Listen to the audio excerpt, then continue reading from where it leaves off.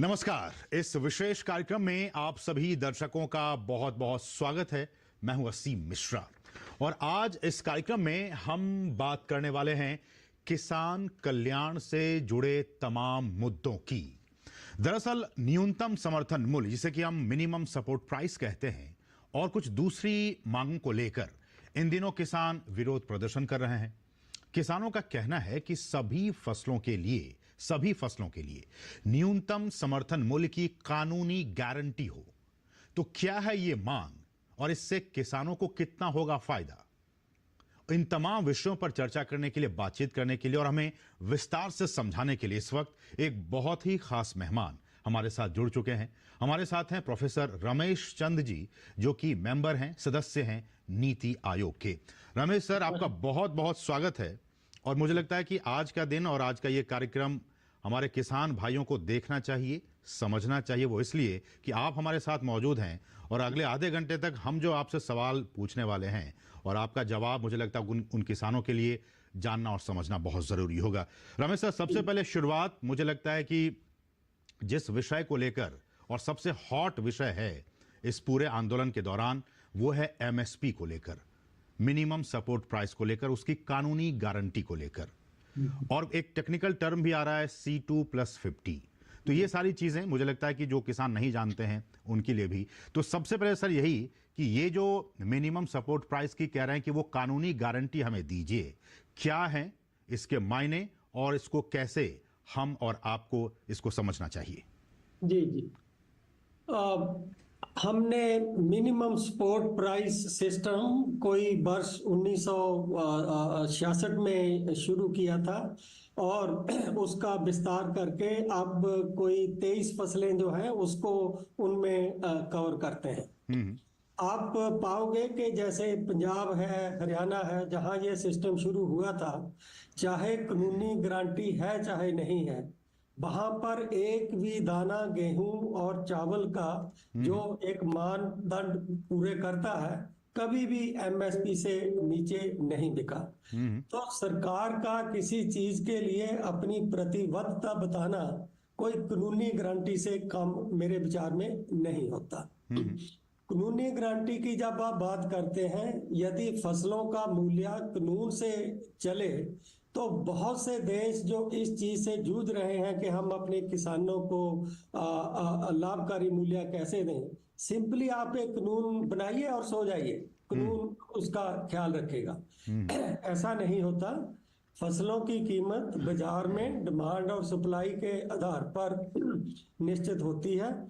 आपने कानून बना दिया, व्यापारी को लगता है कि इस कानून की प्राइस पर खरीदा हुआ प्रोड्यूस मेरा उपभोक्ता उसको नहीं खरीद पाएंगे, तो वो उसको जो मार्केट में आई है मार्केटेड सरप्लस, उससे बहुत कम खरीदेगा। जितना उसका बिकेगा उस हाई रेट पे केवल उतना ही खरीदेगा। और ये पहले महाराष्ट्र में एक वर्ष में ट्राई हुआ था। कुछ दिनों के बाद ही जब व्यापारी वर्ग ने ज्यादातर प्रोड्यूस नहीं खरीदा, हाहाकार हो गई थी और फिर एक बाया मीडिया निकाला था कि आप इसको फेयर एवरेज क्वालिटी से नीचे वाला प्रोड्यूस बताकर आप उस पे खरीदिए। तो ये तो पहला है कि कानून बनाने से वो बाजार में कीमत नहीं आती यदि डिमांड साइड फैक्टर और कंज्यूमर उस प्राइस को सपोर्ट नहीं करते, उस प्राइस पे खरीदने के लिए उनकी कैपेसिटी नहीं है या वो तैयार नहीं है। आपके कहने का मतलब रमेश सर ये हुआ कि अगर जो प्राइस पे सरकार एमएसपी जिस दाम पे खरीद रही है, अगर उस दाम से ज्यादा मार्केट प्राइस है, तब तो फिर किसानों को जो फायदा होना चाहिए वो तो नहीं हो पाएगा। कहने का मतलब तो यही हुआ? नहीं, यदि उससे कम है तो उनको नहीं होगा, यदि उससे ज्यादा है फिर तो उनको फायदा ही फायदा है, फिर उसकी बात नहीं है। तो दूसरा इसका पहलू है जो तर्क कुछ हद तक किसान भाई दे रहे हैं, वो ये है कि सरकार इसको खरीदे और सरकार उसको हर तरह से करे। मैंने अपनी स्टडीज की है और ये छपी हुई है स्टडी कि जब सरकार मार्केट में आती है, सरकार एक व्यापार को अच्छी तरह से हम सब जानते हैं करने की उसकी अपनी लिमिटेशंस होती हैं। 100 रुपया एमएसपी देने के लिए सरकार को 25 से 30 रुपए खर्च करने पड़ते हैं। और यदि आप प्राइस को मार्केट प्राइस से ऊपर रख रहे हो, जिसको हम एमएसपी कहते हैं, तो सरकार जब उसको दोबारा मार्केट में बेचेगी तो आप देखोगे कि उसका अंतर और बढ़ जाएगा। तो इससे जो सरकार को एक किस्म से लॉस बियर करना पड़ेगा, वो लाखों करोड़ों में हो जाएगा। वो कोई सैकड़ों करोड़ों में नहीं रहेगा या हजारों करोड़ों में नहीं रहेगा। कोई भी मेरे साथ बैठे, मैं ये आंकड़े शेयर कर सकता हूँ, वो लाखों करोड़ों में चला जाएगा, जो किसी भी इकोनॉमी के लिए ना तो संभव है और ना ही डिजायरेबल है। एक बात मैं सर यहाँ इंटरवीन करना चाहूंगा जी जी। कि वैसी राज्य सरकारें जिनकी आर्थिक स्थिति ठीक नहीं है, फाइनेंशियल कंडीशन ठीक नहीं है, अगर आप इसको कानून बना देते हैं जिसकी डिमांड फार्मर्स कर रहे हैं, किसान कर रहे हैं, तो फाइनेंशियल बर्डन उन स्टेट्स पे जो गरीब राज्य हैं, वहां के किसान अगर प्रेशर देंगे और कानून के तहत इसको सरकार खरीदेगी तो उनकी वित्तीय स्थिति और भी खराब हो सकती है। वो यदि प्रदेश सरकारें खरीदेंगी सचमुच में वो होगा, लेकिन यदि आप मुझे थोड़ा समय दें तो मैं इस चीज की बैकग्राउंड में जाना चाहूंगा कि जब हम इतने बड़े कदम की बात कर रहे हैं कि 50% C2 या A2+FL से ज्यादा दिया जाए, उसके पीछे तर्क क्या है, उसका औचित्य क्या है। तो मैं अब आपके चैनल से ये बताना चाहता हूं कि वर्ष 2018 में जब सरकार इसके बारे में विचार कर रही थी, तो हमने एक मीटिंग में माननीय स्वामीनाथन साहब को बुलाया और 12 लोग और थे जिनको मैंने बुलाया था, बड़े बड़े इकोनॉमिस्ट थे देश के। हमने उनसे कहा कि सर आप हमें ये समझा दीजिए कि पहली बात, आप 50% मार्जिन किस आधार पर इस पर लाए हैं। कोई आदमी कह सकता है कि मार्जिन 10% सफिशिएंट है, कोई कह सकता है नहीं मार्जिन तो 80% चाहिए। तो हमें कृपया बताइए कि आप 50% का जो आंकड़ा लेकर आए उसका आधार क्या है, क्योंकि ये बहुत बड़े पैमाने पर इसकी इम्प्लीमेंटेशन है, इससे सारे उपभोक्ता अफेक्ट होंगे और 70% किसान जो है वो भी नेट कंज्यूमर्स हैं और देश की इकोनॉमी इफेक्ट होगी। तो मैं एक जिम्मेदारी से आपकी चैनल से ये कह रहा हूं कि माननीय स्वामीनाथन ने हमें इसके पीछे का कोई भी जो तर्क है वो नहीं बताया। ठीक है। हमने ज्यादा जिद की तो उनका केवल ये कहना था, अंग्रेजी में कहा उन्होंने, मैं हिंदी में उसका रूपांतर बता रहा हूं कि डॉक्टर रमेश, खेती जीवन देने वाला धंधा है, लेकिन ये जीवन लेने वाला धंधा बन रहा है। तो मैं इसलिए चाहता हूं कि किसानों को ज्यादा से ज्यादा उनकी इनकम हो। तो ये एक मतलब उनकी इच्छा थी कि किसान की इनकम बढ़ाने के लिए हम ज्यादा हैं, लेकिन इसके पीछे कोई इकोनॉमिक बैकग्राउंड जो है ना वो थी और ना ही उन्होंने दी। ठीक है, लेकिन रमेश दूसरा जी, आपने शुरू में कहा कि ये कंफ्यूजन क्या है A2+FL और C2 वगैरह का, हमने इस पे भी उनसे चर्चा की।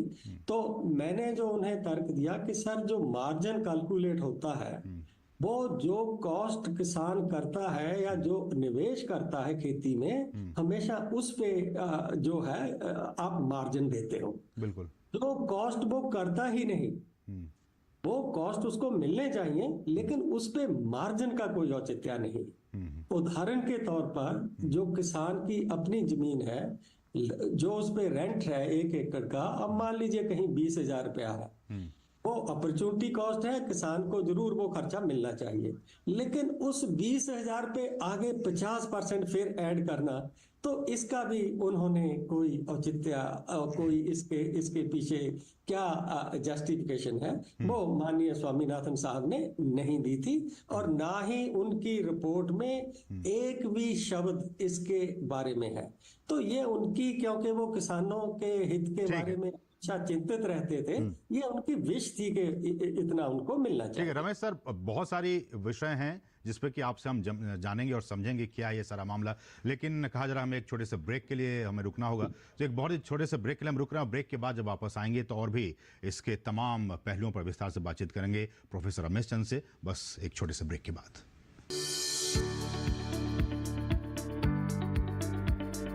कृषि और पशुपालन है एक दूसरे के पूरक। घर आंगन से लेकर व्यावसायिक फार्म तक।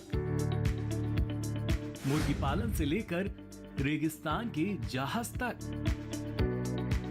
बीमारियों से अब पशुपालक ना हो परेशान। विशेषज्ञ करेंगे आपकी समस्या का समाधान। जुड़िए हमसे, पूछिए अपने सवाल। ईमेल के जरिए भी आप हमारे साथ जुड़ सकते हैं। हमारी ईमेल आईडी है ddkisanapc@gmail.com। हमारे टोल फ्री नंबर हैं 1800-113060 और 1800-113061। देखिए अपना पशु चिकित्सक हर रविवार शाम 6:30 बजे दूरदर्शन किसान चैनल पर। ब्रेक के बाद आपका फिर से स्वागत है और आज हम बात कर रहे हैं किसानों की जो मांगे हैं और खासकर मिनिमम सपोर्ट प्राइस को लेकर इसका क्या कुछ गणित है, क्या वे उनके हित में है, क्या उनके लिए अहित होगा अगर इसको कानूनी जामा पहना दिया जाए। इन तमाम विषयों पर और भी जो कुछ मांगे हैं किसानों की, इन तमाम विषयों पर बातचीत करने के लिए आज हमारे साथ लगातार एक खास मेहमान प्रोफेसर रमेश चंद, जो कि नीति आयोग के सदस्य वो लगातार बने हुए हैं। रमेश सर, ये बताइए कि अभी केंद्र सरकार एमएसपी के तहत जो खरीद कर रही है उसका फॉर्मूला क्या है, वो किस फॉर्मूले के तहत खरीद कर रही है, और जो सरकार और जो किसान कह रहे हैं कि हमें C2 + 50% का फॉर्मूला, हमें इसको कानूनी जामा पहना दिया जाए, इसमें दोनों में कितने का अंतर होगा? अभी जो सरकार एमएसपी की घोषणा करती है उसमें हम कहते हैं कि A2 + FL पे 50% का मार्जिन। FL मतलब हो गया जो फैमिली मेंबर्स इसके साथ जुड़े हुए हैं। A2 की श्रेणी में जो भी खर्चे किसान ने पे किए, फर्टिलाइजर है, सीड है, अपनी गोबर है, बहुत सारे खर्चे, बुल्लक लेबर है, प्लस उसके परिवार का जितना समय लगता है उसका एक मूल्यांकन करके उसको उसमें जोड़ा जाता है, फिर उसको 1.5 गुना किया जाता है। तो इससे ऊपर ही जो है अब जो एमएसपी की घोषणा होती है वो इससे ऊपर रहती है। तो ये जो किसानों का ये कहना है कि A2 + FL में आप जो किसान की अपनी जमीन का रेंट है, यदि कोई किसान जमीन अपना लीजन करके खेती कर रहा है वो उसमें जुड़ा हुआ है, लेकिन जहां उसकी अपनी जमीन है जो उसका रेंट होना चाहिए 20,000 25,000 रुपया, वो भी आप इस पे जोड़िए और फिर उसको आप 1.5 गुना करिए और फिर उस पे उससे ज्यादा हमें जो है एमएसपी दीजिए। ठीक है। अब जब आप ऐसा करते हैं तो एमएसपी का जो एक टेक्निकल रूप है कि एमएसपी तो एक फ्लोर प्राइस थी, एमएसपी एक मिनिमम प्राइस है कि किसान के लिए घाटे का सौदा नहीं बनना चाहिए, उसको एक पॉजिटिव मार्जिन रहना चाहिए। हम उससे बिल्कुल अब डेविएट हो गए हैं। ठीक है। अब यदि मार्केट प्राइस एमएसपी से नीचे है तो इसका मतलब यह है कि उसको 50% मार्जिन नहीं मिल रहा, वो उससे नीचे है। टेक्निकल सेंस की जो एमएसपी है जिससे एमएसपी शुरू हुई थी वो अभी भी ज्यादातर फसलों में उससे ऊपर रहती है या सरकार सुनिश्चित करती है कि वो उससे ऊपर है। ठीक है, लेकिन रमेश सर जो समय की कमी है और बहुत सारे मुद्दे हैं, छोटी छोटी टिप्पणी आपसे चाहूंगा। एक समस्या ये भी आएगी कि अगर आप सभी फसलों को, हालांकि अभी भी बहुत सारी फसलों पर एमएसपी दी जा रही है, लेकिन सभी फसलों को कानूनी जमा पहनाने के बाद से अगर आप एमएसपी देंगे तो फिर किसान भाई हमारे ये भी तो कर सकते हैं कि वैसी फसलें जिन पर कि आप एमएसपी दे रहे हैं और अच्छी खासी दे रहे हैं, सिर्फ उन्हीं फसलों का उत्पादन करेंगे। जो सब्जी भाजी है उनका उत्पादन तो वो कर ही नहीं पाएंगे। ऐसे में एक दूसरी समस्या आन खड़ी होगी हमारे सामने। एक्चुअली स्ट्रेंजली मेरी स्टडी है नीति योग से, कोई भी उसको पढ़ सकता है। जो हमारे फ्रूट एंड वेजिटेबल्स हैं उनकी जो वृद्धि है, वृद्धि दर पिछले 10 साल में जो एमएसपी फसलें हैं उनसे 2 गुना है। तो जहां पर डिमांड साइड फैक्टर किसी चीज को सपोर्ट कर रहे हो वो उसका मार्केट भाव भी ज्यादा रहता है। तरीका है किसान की इनकम बढ़ाने का। जी। तो ये आप सही कह रहे हो कि किसान ये कहेंगे कि आप 23 फसलों पे ही क्यों दे रहे हो, ये तो पूरे कृषि क्षेत्र का केवल 27-28% है, जो बाकी 72-72% प्रोड्यूस है। जब आप इतना बढ़ा चढ़ाकर उसको C2 + FL की बात करते हो तो हमें भी फिर 70-80% मार्जिन उस पर बन जाता है, हमें भी वो आप मार्जिन ना दीजिए। तो जाहिर है कि फिर वो एक एफिशिएंसी से जो एग्रीकल्चर करते हैं, ज्यादा से ज्यादा प्राइस मंडी से लेने की कोशिश करते हैं, तो वो हतोत्साहित होंगे कि हम तो किसान पे सरकार से लेंगे प्राइस जब सरकार दे रही है। तो इससे एक सरकार पे बिना मतलब की निर्भरता की ओर हम जाते हैं। इसमें रमेश सर, जो किसान हैं, किसान मामलों के जानकार कुछ किसान नेता ये भी कहते हैं कि जो एमएसपी है जो सरकार हमें दे रही है और जिस भाव पे किसान उस प्रोडक्ट को मार्केट में बेचता है, एमएसपी का रेट और जिस रेट पे वो अपने प्रोडक्ट को मार्केट में बेच रहा है, उसका जो भावांतर है वो पैसे दे दिए जाएं तब भी कोई दिक्कत नहीं है। वो ऐसा है, ये स्टेट्स को ऑप्शन दी हुई है, हर स्टेट्स को 2 ऑप्शन दी है अदर देन जो सरकार बाई करती है। एक है पीएम आशा और दूसरा है डेफिशिएंसी प्राइस पेमेंट।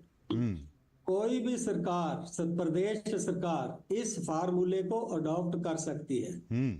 उसमें एक सीमा है कि आपका जो 40% प्रोड्यूस है, आप उस पे ये डेफिशिएंसी प्राइस पे कर सकते हो, और इतने तक 25% तक यदि प्राइस नीचे गई, वो सारे का सारा खर्चा प्लस आपका स्कीम को चलाने का खर्चा इसको सरकार देगी। लेकिन एक बड़ा पॉइंट मैं आपको करना चाहता हूँ, आप बहुत वैलिड पॉइंट रेज कर रहे हैं कि क्या सही मूल्य देना किसान को केंद्र सरकार की ही जिम्मेदारी है। इस विषय पे हमें आना चाहिए। केंद्र ने ऑलरेडी स्टेट्स को ये ऑप्शन दे रखी है, और हरियाणा में मैं अपने श्रोताओं की इंफॉर्मेशन के लिए बताना चाहता हूँ, बाजरा और सूरजमुखी पे दे रहे हैं, और कुछ सब्जियों पे भी दे रहे हैं। वो अपने आप है, वो एमएसपी में नहीं है, लेकिन बाजरा पे बहुत किसानों को डेफिशिएंसी प्राइस पेमेंट, भावांतर भरपाई योजना के हरियाणा सरकार जो है दे रहा है। तो बिल्कुल स्टेट्स को करना चाहिए, केंद्र ने तो उनको ऑप्शन दे रखी है। ठीक। और रमेश सर, एक और मुद्दा है, हम जानते हैं कि हमारा जो एमएसपी सिस्टम है उसको लेकर बहुत सारे देशों की भवें चढ़ी हुई रहती हैं। WTO को लेकर भी बहुत सारे, क्योंकि उसमें ये मामला उठता है कि देखिए भारत की सरकार जो है वो अपने किसानों को इतना ज्यादा एमएसपी दे रही है, तो ये भी सरकार को ध्यान में रखना हो कि हम बहुत ज्यादा एमएसपी नहीं दे सकते हैं किसानों को, क्योंकि ये अंतर्राष्ट्रीय मुद्दा बन सकता है ये। हाँ, उसमें ये है कि आप उनको देते हो तो पहली बात तो यह है कि फिर आप निर्यात नहीं कर सकते। दूसरा ये है कि WTO के मानक हैं, आप 10% से ज्यादा इनपुट सब्सिडी और 10% से ज्यादा आप एमएसपी जो है सपोर्ट टोटल आप इससे ज्यादा देंगे तो वो WTO का फिर वायोलेशन है। और हम भी उनको कहते हैं, कोई प्रोड्यूस चाइना से आता, हम कितना श्योर करते हैं कि वो डंप कर रहा है हमारे कंट्री में। तो आज हमारे जो एक्सपोर्ट हैं, हमारे इंपोर्ट से 50-60% ज्यादा है। बिल्कुल। WTO में इसका चैलेंज होता है तो हमारे ही एक्सपोर्ट सबसे ज्यादा सफर करेंगे। बिल्कुल, बिल्कुल। तो इन सब पे एक बहुत कॉम्प्रिहेंसिव व्यू लेकर हमें इसको, ऐसा नहीं कि स्वामीनाथन साहब ने कह दिया with all due respect for him, तो हम बिना देश का नफा नुकसान सोचे हुए उसकी ओर जाएं। आज की तारीख में किसानों के हित में क्या है, और हम बार बार, रमेश सर भी कह रहे हैं, केंद्र सरकार भी कह रही है कि उसको लेके सरकार प्रतिबद्ध है, बहुत ही चिंतित है, गंभीर है, और किसानों का बेस्ट से बेस्ट क्या हो सकता है, केंद्र सरकार की तरफ से वो बेस्ट से बेस्ट क्या दे सकती है, इसको लेकर सरकार हमेशा गंभीर रहती है। और गाहे बगाहे आप देख रहे हैं तमाम जो योजनाएं हैं, फसल बीमा योजना हो, एमएसपी को लेकर हो, तमाम जो योजनाएं हैं वो उनके लिए चलाती रही हैं। मकसद यही कि हमारे जो अन्न उत्पादक किसान हैं उनका कल्याण हो सके, उनका आर्थिक उन्नति हो सके, यही उनके मन में है, केंद्र सरकार के मन में है। इसको लेकर कहीं कोई डाउट करने की कोई गुंजाइश नहीं है कि किसानों के प्रति सरकार गंभीर नहीं है। अगर ये आपके मन में, किसानों के मन में है, तो आपको सिर्फ और सिर्फ गलतफहमी है या फिर आपको कोई बरगला रहा है। आप इस बात को समझिए। रमेश सर आपके पास आ रहे हैं एक बहुत ही छोटे से ब्रेक के बाद, और छोटे से ब्रेक के बाद जब आपके पास आएंगे तो WTO को लेकर भी बातचीत हो रही है, क्योंकि किसान कह रहे हैं कि देखिए जितने आपने एग्रीमेंट्स किए हैं WTO को लेकर और FTAs को लेकर, उस सब से विड्रॉ कर ले जाइए। क्या ये वायबल है, क्या ये सही होगा? इस पर बातचीत करेंगे आपसे एक छोटे से ब्रेक के बाद। सुनिए सुनिए सुनिए, आपके गांव में फिर सजेगा प्रश्न मंच। आपके गांव में फिर सजेगा प्रश्न मंच।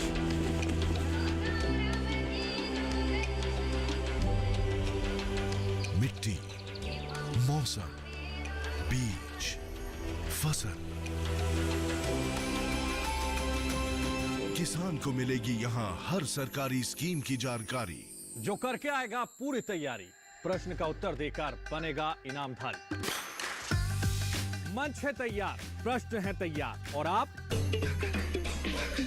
मैं भी हूँ तैयार। मैं हूँ तैयार। हाँ, मैं भी हूँ तैयार। मैं भी तैयार हूँ। किसान प्रश्न मंच में आपका स्वागत। किसान प्रश्न मंच सीजन 2 हर रविवार रात 8:30 बजे डीडी किसान पर।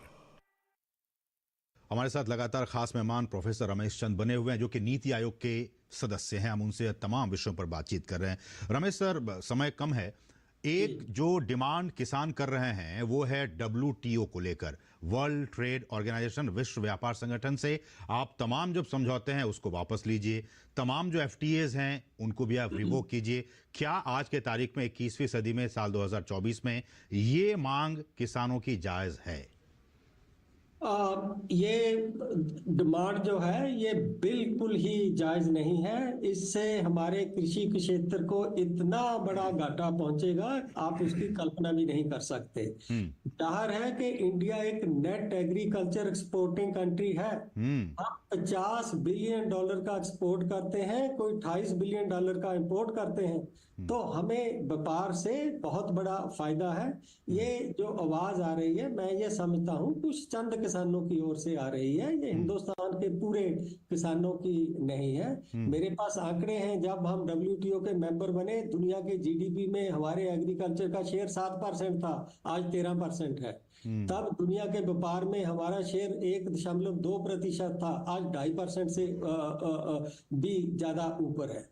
किसी एक उत्पादन को हो सकता है WTO की वजह से मुश्किल फेस करनी पड़े। क्या आज हमारे बासमती ग्रोअर जो पंजाब के हैं, हरियाणा के हैं, वो चाहेंगे कि जो हमारा बासमती का ट्रेड है वो इंटरनेशनल रेगुलेशन से ना हो? कोई भी कंट्री उस पे चाहे तो अपने हिसाब से हमारे एक्सपोर्ट को रोक दे। तो ये हमें इसको सीरियसली लेना चाहिए। ये जो किसान सोचते हैं कि हमें इंटरनेशनल क्यों बेचना, हमें तो सरकार ही वो चीज दे। सरकार जैसे देश में 110-15 मिलियन टन राइस की डिमांड है, लेकिन जो एक उसके ऊपर 20-25 मिलियन टन है उसकी डिमांड नहीं है, वो हम बाहर नहीं ले जाएंगे तो राइस की प्राइस देश में क्रैश कर जाएगी। बिल्कुल।